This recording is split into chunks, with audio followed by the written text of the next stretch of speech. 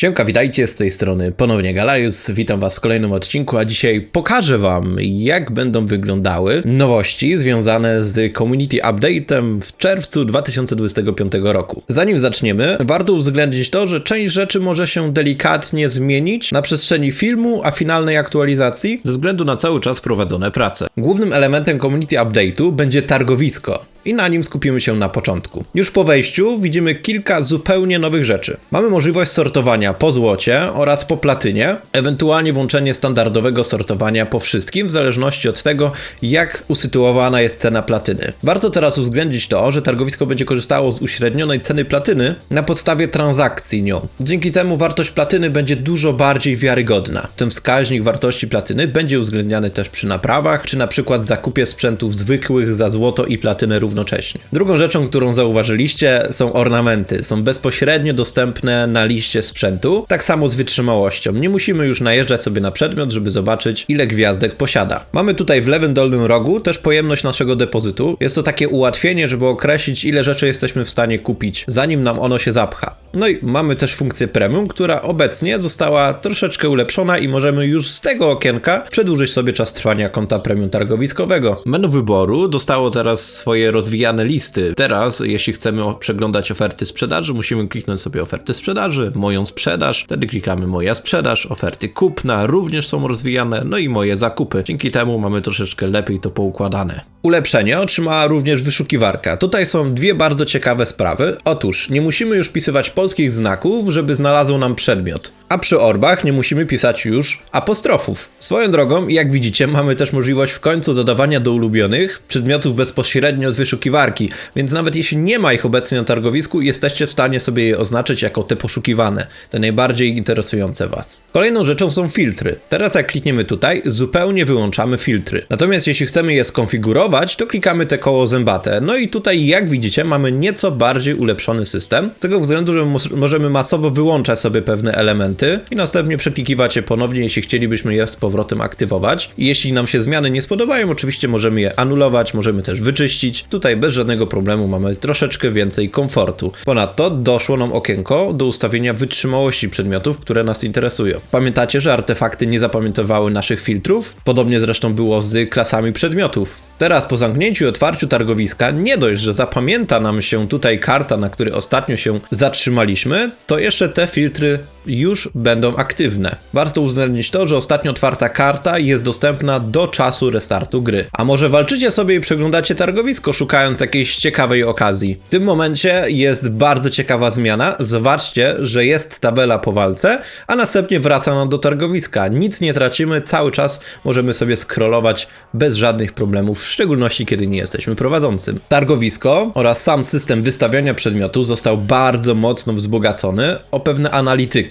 podczas wystawiania. Chodzi tutaj o artefakty, jak i o przedmioty. Niestety sprzęty nie łapią się na te statystyki, ale do rzeczy. Na przykład chcemy wystawić odłamki i musielibyśmy standardowo przeklikiwać sobie targowisko. W tym momencie mamy tutaj taki specjalny przycisk, który pokazuje nam wszystkie najważniejsze informacje na temat danego przedmiotu. No i teraz tak, mamy tutaj historię sprzedaży sprzed ostatnich 10 dni. Średnia cena uwzględnia jeszcze poprzednie 10 dni względem obecnych 10. I tutaj mamy pokazane, że cena wzrosła. Następnie możemy sprawdzić sobie każdy z ostatnich 10 dni osobno. Czyli na przykład przeklikać sobie na 7 czerwca i mamy tutaj informację, że średnia cena wzrosła o 9%.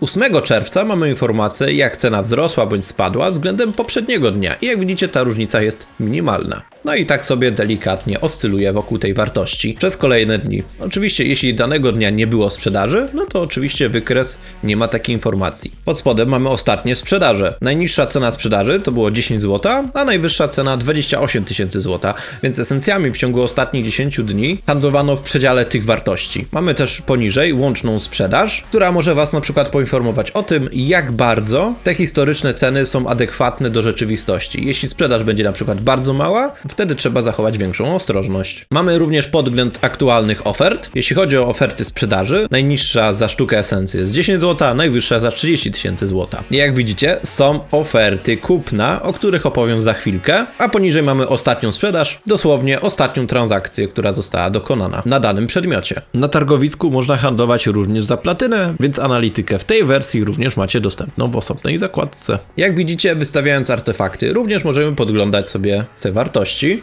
I w zasadzie tutaj się nic nie zmienia. Doszło też do bardzo ciekawej zmiany, jeśli chodzi o podatek od wystawiania. Jeśli cena wystawienia przekroczy 100 milionów, za jeden przedmiot podatek już się nie zwiększy. Zwróćcie uwagę sami. Cały czas podatek za wystawienie wynosi 500k, a podatek za sprzedaż dodatkowy 1 000 000. Natomiast jeśli wystawicie wiele przedmiotów po niższej cenie, to ta funkcja nie działa, więc ta mechanika jest dedykowana do najdroższych sprzętów i artefaktów w grze. Idąc dalej, powiedzmy, że wystawiacie sobie bardzo dużą ilość odłamków i niechcący obsknęło wam się 1-0 i dopisaliście 250 000 za jeden odłamek i tak wystawiliście. I zapłaciliście ogromny podatek za samo wystawienie. Przechodzimy sobie na moją sprzedaż, moje przedmioty i tutaj możemy zrobić bardzo ciekawą rzecz. Usunąć tę ofertę i zobaczcie, co się dzieje. Podatek został dla nas zwrócony. Mamy na to 15 minut od momentu wystawienia i działa maksymalnie 3 razy dziennie, więc jeśli się pomylicie, to macie jakąś deskę ratunku. Kolejna sprawa, zobaczcie, że przy wystawionych esencji mamy opcję edycji. Klikamy sobie to i możemy ustawić, ile chcemy esencji wycofać z targowiska. Bardzo ciekawa sprawa. Akceptujemy i mamy 0/2 w tym momencie. Więc jeśli wystawimy czegoś za dużo, albo znaleźliśmy lepszą okazję, handlując na przykład na czacie handlowym, możemy śmiało sobie to ściągnąć i sprzedać po lepszej, korzystnej cenie. A na przykład, ile razy zdarzyło wam się tak, że musieliście skopiować link danego przedmiotu przed jego wystawieniem, bo inaczej już nie mogliście go wystawić na przykład na czacie handlowym, bądź pochwalić się znajomym. A ile razy zapomnieliście o tym? W tym momencie nie jest już konieczne pamiętanie o tym, bo wystarczy na wygląd najechać i z kontrolą, tak jak kopiujecie linki do przedmiotów, skopiować sobie ten przedmiot i wystawić sobie go na przykład na czat drużynowy, pokazując kolegom, jacy to wy nie jesteście bogaci. I ostatnia, dosyć ciekawa rzecz, zwróćcie uwagę, że przy kupowaniu ogromnych ilości lub ciężkich rzeczy, teraz mamy pokazywane, ile miejsca zostanie przez nie zajęte, co też powoduje, że nie możemy kupić tych przedmiotów ponad stan. Jest ograniczenie, o czym zresztą informuje nas teraz gra. Ale jak widzicie, mamy tu też bardzo ciekawą funkcję. Stwórz ofertę kupna. Możemy przejść z przeglądu przedmiotów lub artefaktów dosłownie w tę zakładkę lub kliknąć sobie moje zakupy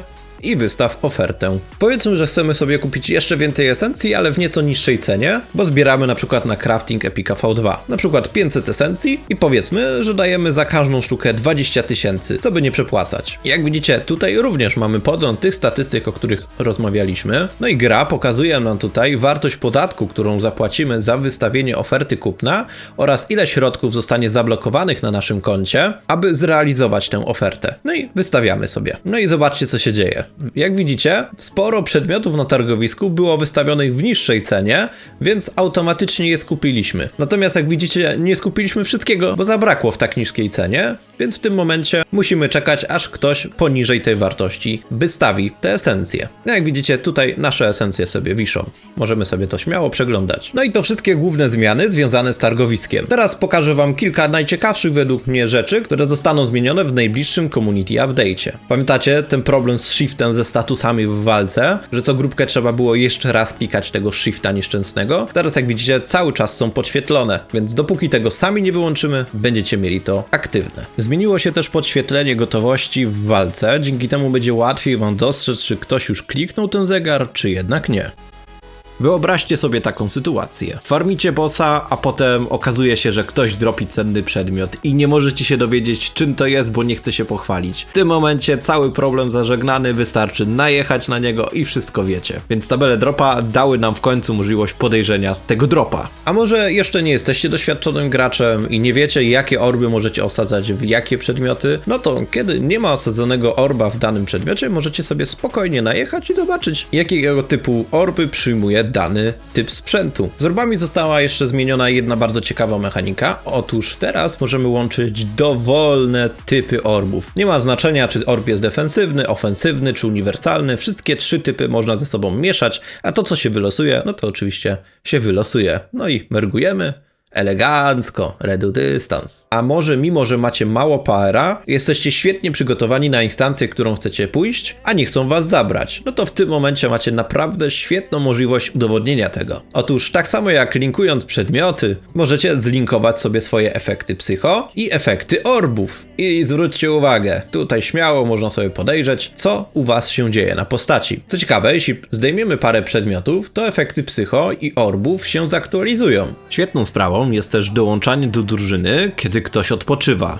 Ułatwi nam to nieziemską koordynację, kiedy ktoś po prostu przysypia. A z rzeczy, które nie wymagają pokazywania, też są warte uwagi. Cooldown na obręcze nie jest już resetowany przy odbiorze obręczy, więc jeśli zostało wam kilka godzin do resetu cen, to po odbiorze nadal zostanie te kilka godzin. Linka na duszkach została zmieniona tak, aby była łatwiej widoczna. A na przykład Selena, kiedy zginie, spowoduje, że w następnej rundzie ogniki się zmyją. Loski, czyli Nidhogg, Widwar i Vogue w wersji standardowej, zwykłej, będą miały znacznie podbite psychodoświadczenie. Ponadto Ichtion oraz wieża w wersji trudnej mają zostać uatrakcyjnione, co może spowodować, że będziecie mieli więcej alternatyw do rozwijania swojej postaci na przedziale około 40-60, co jest bardzo dobrą wiadomością. A ponad to wszystko weszła dosyć duża optymalizacja gry. Chodzi tutaj oczywiście o randomowe ścinki, szybsze ładowanie się, czy to map, czy to walk, i w tym zakresie powinniście odczuć sporą ulgę. I to w zasadzie na tyle, jeśli chodzi o Community Update zaplanowany na drugi kwartał 2025 roku. Dajcie znać, która zmiana najbardziej wam się spodobała i pamiętajcie, że już niedługo mamy otrzymać też aktualizację związaną z rebalansem postaci. Trzymajcie się, do zobaczenia. Hej!